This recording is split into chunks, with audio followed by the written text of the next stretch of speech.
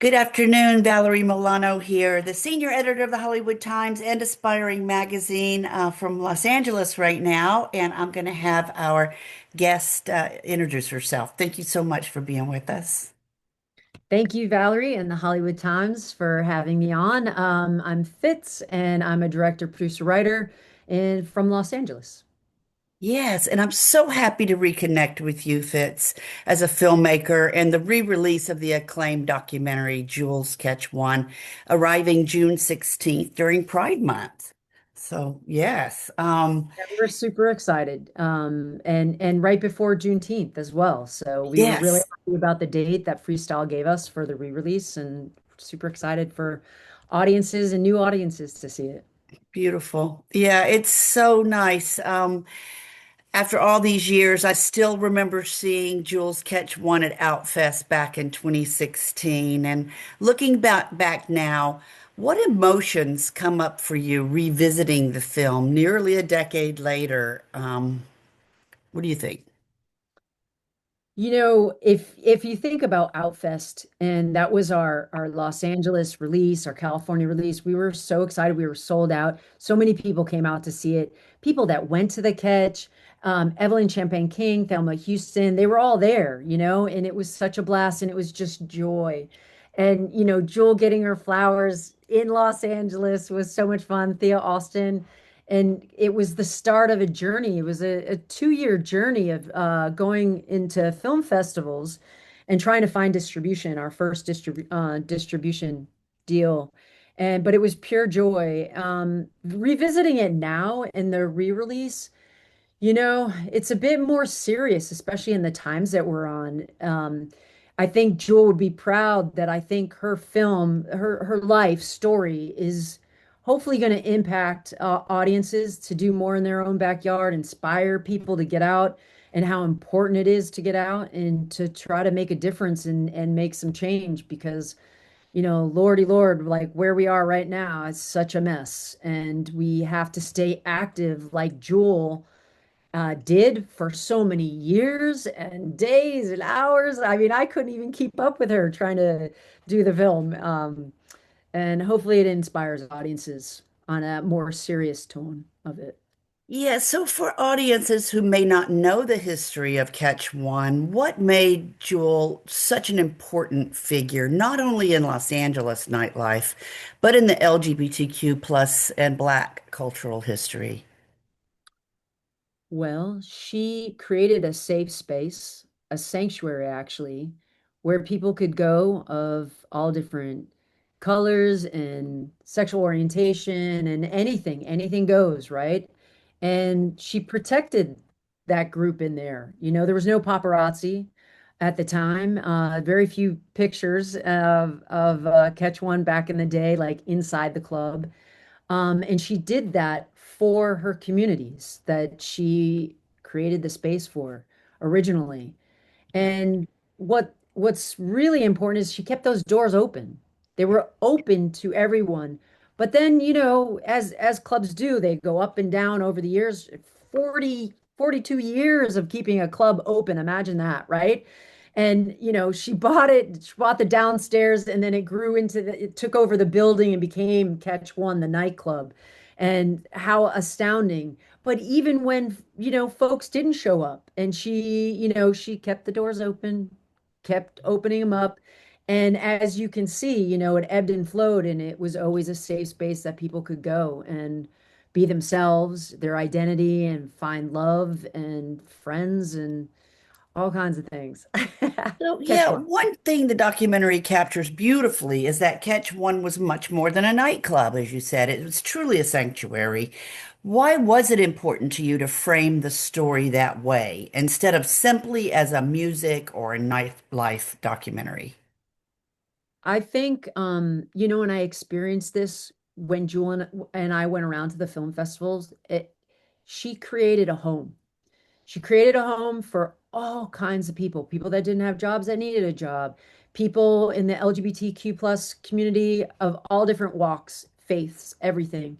They were all welcome there. And also like musicians and DJs. she created a home and they were a part of it and they shared that in. And it was really important because we have communities, but she created a community within Catch and a safe space. And I think that it's more than just a club. It's more than just a place to go dance. It was where people could actually go and be themselves. And, they couldn't be themselves at work, even in their own families, even amongst some of their friends outside the walls, right? But inside they could be themselves. And I think it was really important to try to let audiences feel that and the importance of that. The timing of this re-release during Pride Month, as we said, and just before Juneteenth feels especially meaningful. Do you feel audiences are receiving the film differently now than they may have in 2016? Yes. You know, one of the things that we talked about often back in 2016 and 17 when we were running around the film festivals was how we stand on Jules' shoulders, right? And we did, and we still do. And she created change. And some of that change has been chipped away. We've gone backwards today. And I think the film and somebody like Jewel, her story, so solid, so strong against all of it, is so important now, today, almost more than in 2016, for goodness sake, right? It's like, it's so bad. And it's like, you know, Jewel passed away a year ago, and I just wish she was here because we need Jewel now. We need more Jewels, and I'm proud that it is getting re-released through Freestyle, and we're super excited about it, and super excited that it might inspire people because boy, that's the importance of Jewel, right? She inspired so many people and helped so many people.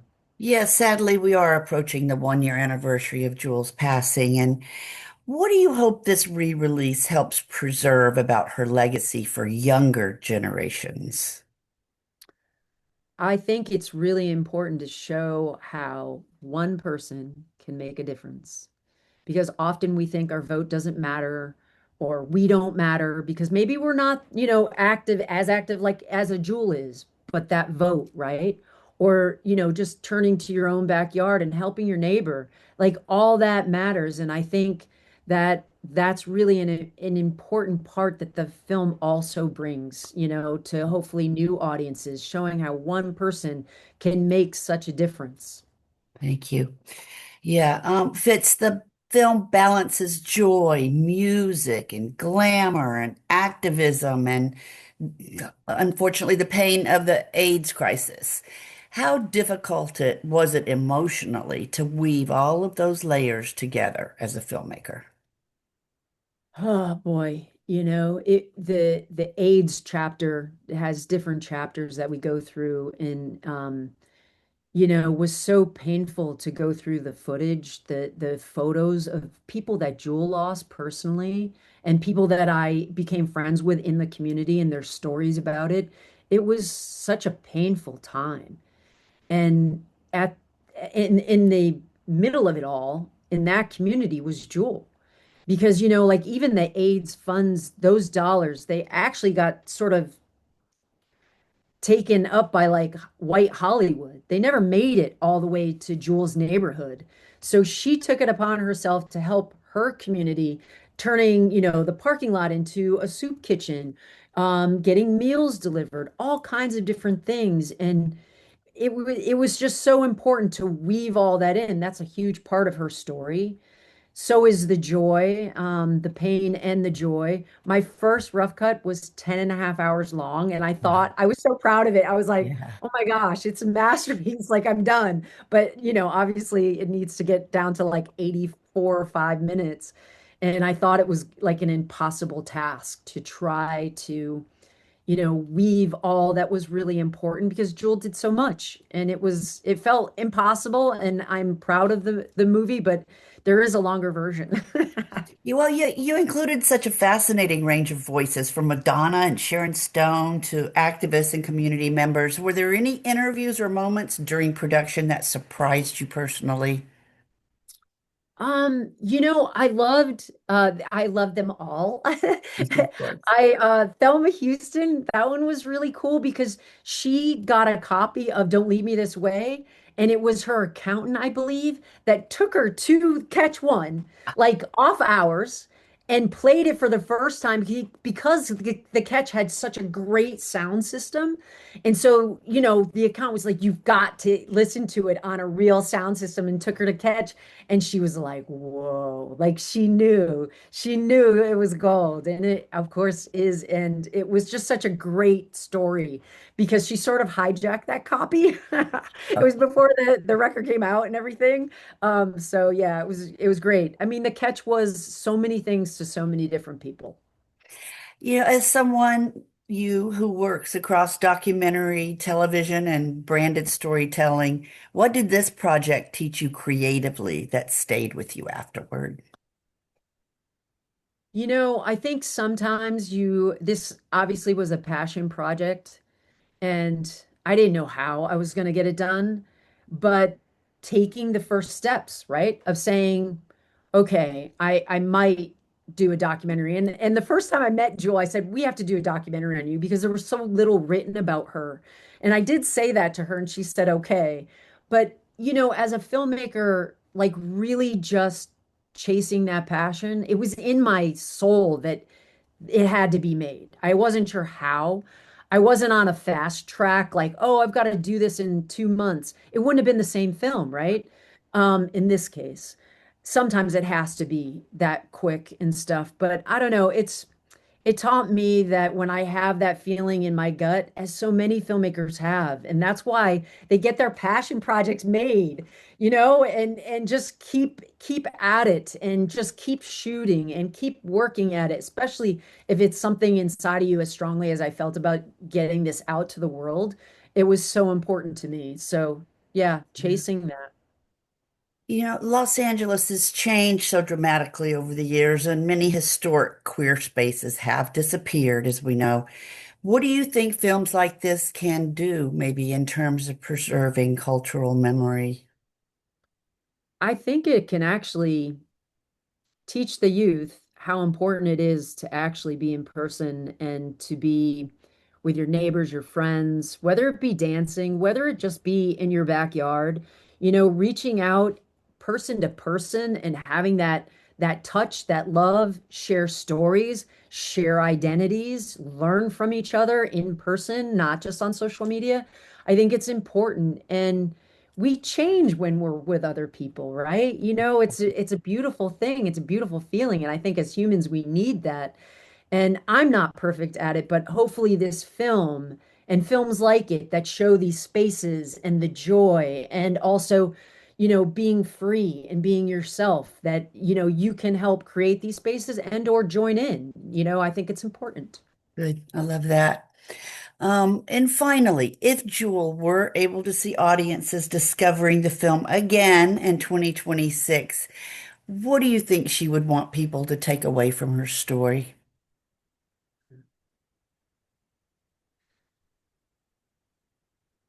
Don't ever stop opening that door for other people in your community and also yourself.